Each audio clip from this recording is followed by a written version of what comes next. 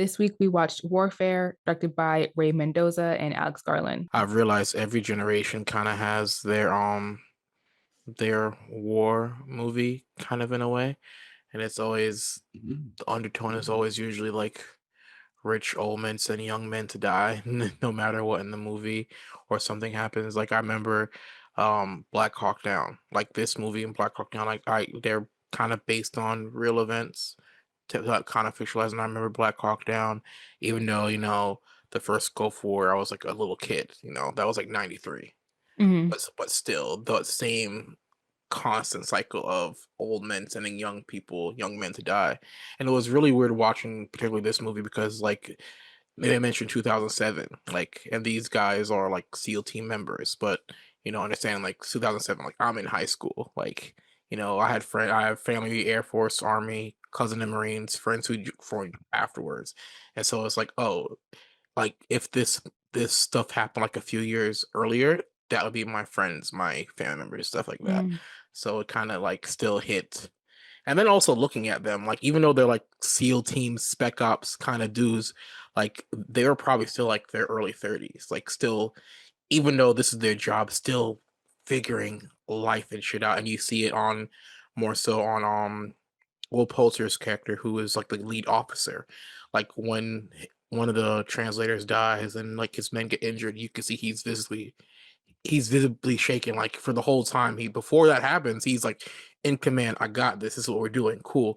And then when chaos breaks, you see him like break until he has to tell what's his name, Charles Menton, when his character comes in, like, you got to take over from me 'cause I can't do it. Like these men were still young. There have been so many like films that depict wars, even the Iraq Afghanistan war, Yeah. like Zero Dark 30. I remember watching Jarhead when I was a kid. I don't know why I was watching that movie, but I did watch Jarhead. Um, American Sniper, movies like that.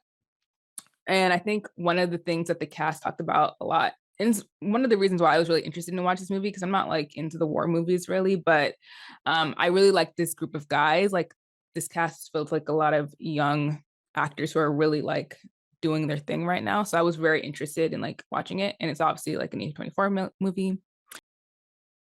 They were saying was that they didn't want this to be, well, it was told by the directors that it wasn't going to be like a glamorized, Yeah. like action packed kind of film depicting war. And Will Poulter, sorry, he said something really interesting when he spoke to Alex Garland about this movie, that he was kind of sad a little bit because he wanted to work with Alex for a long time, but when he heard the movie about like a war, he kind of just felt a little disheartened because he just didn't feel like movies about war needed to be depicted in like rehashed over and over again, especially because of how they've been done in the past, where Yeah. it's almost like a glorification of this kind of, American excellence, like just going into other places and, doing whatever over. He just wasn't interested in that. But when Alex told him that, like, one, you're gonna have like a actual Navy SEAL be the director of this movie, co-directing with it, and it's just gonna be a recount of his memories of this event. And it really was like, this movie is like a very like step by step, like this is what happened in the situation. There really isn't any like tricks. It's not like beautiful cinematography. It's not like, you have a nice score in the background. It's like a very stark, in your face, unrelenting depiction of this account. And it made me feel like I don't know, it like activated my fight or flight. I was like Yeah. literally stressed out every minute of this movie. Like the beginning is very slow, and they do that on purpose to kind of set the scene, to kind of show you like the kind of mundaneness of like what it is to be, to do something like this. It's not like you're in action constantly. Like they were literally just sitting around talking and surveilling. Like that's what they were supposed to be doing. And then you hear little things that kind of indicate that something's not quite right, and then the tension slowly starts to build. Mhm. But once that grenade gets thrown through the wall, like it's nonstop from Yeah. there to the end. So it's just very like I was like, I need to take a break. Like it's really intense because I don't know, just the way that it is so methodical, I think it just makes you, it forces you to kind of be there with everyone else during this. Like you can't, it feels like you're also in the house and you can't leave, which I Mm, think is a really good way to make this movie. And it really isn't any type of glorification of, well, in my opinion, it really isn't a glorification of the military or anything like that. To me, it's more of just like showing, oh, these are human beings under duress. Like, let's see what happens with them, but also like how they lent on each other in the community that they were able to foster, where it's like you have a chain of command, and that kind of keeps you, I guess,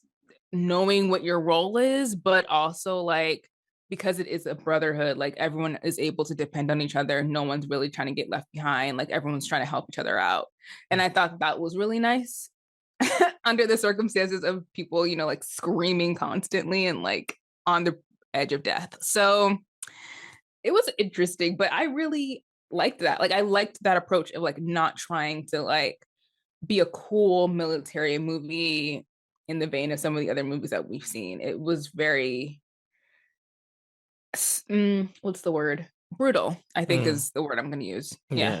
Yeah, not brutal and brutal in a sense, and not like action, like you're saying, in violence. It's more Mm-hmm. it's brutal in the sense of how real it Yeah. looked and felt. Like you mentioned, it was very minimal. Like there's no rousing score, there's no Mm-hmm. this. The movie starts with them listening to like EDM music to get themselves hyped up Oh, yeah. and into the mindset, and then it goes after that. There's no other music, until they're in combat. The only auxiliary noises are them either screaming or gunfire passing forth. Like you mentioned, Zero Dark 30, where even though that was another story of another SEAL team, that was like extremely Hollywood Mm-hmm. eyes, because you got like guys like pulling off headshots and going like, "Yeah, I got him," blah blah blah, and they're still kind of jovial in a way in a tense situation.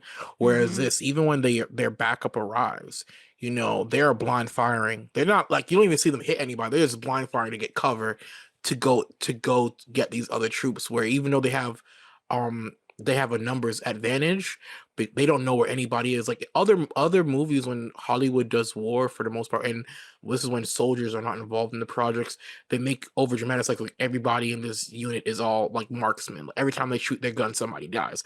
In this, Mm-hmm. you don't see that. They're just panicking, like, get cover so these four guys can come across, get cover so we can all advance.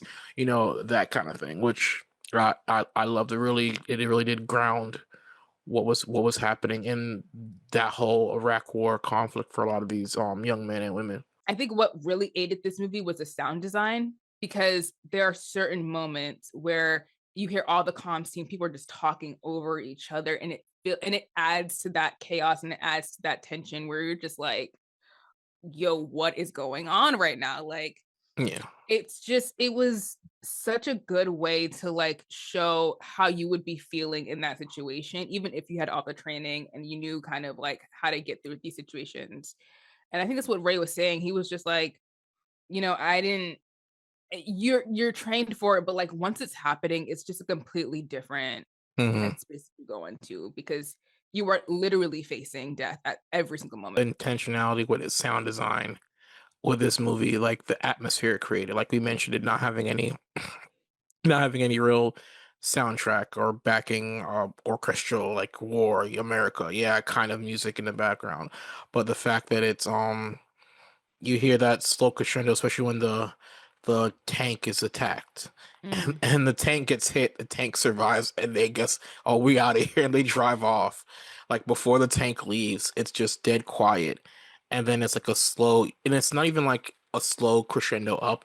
It's first you don't hear anything, you just hear um uh Joseph Quinn's character gasp, and then he's Mm-hmm. like, "Oh no, oh no, oh no, oh no, oh no," and you hear that crescendo of him, and even when they cut to other characters, you still hear him, but his volume is lower because they're now adding to that. It's like a piece, a musical piece being put together, where first you hear the horns, and then you hear this, like you hear like he comes in first, and then somebody else gaps and stirs, and they add to it, and then it all builds back together, slowly bringing you back into focus and bringing you back into that environment.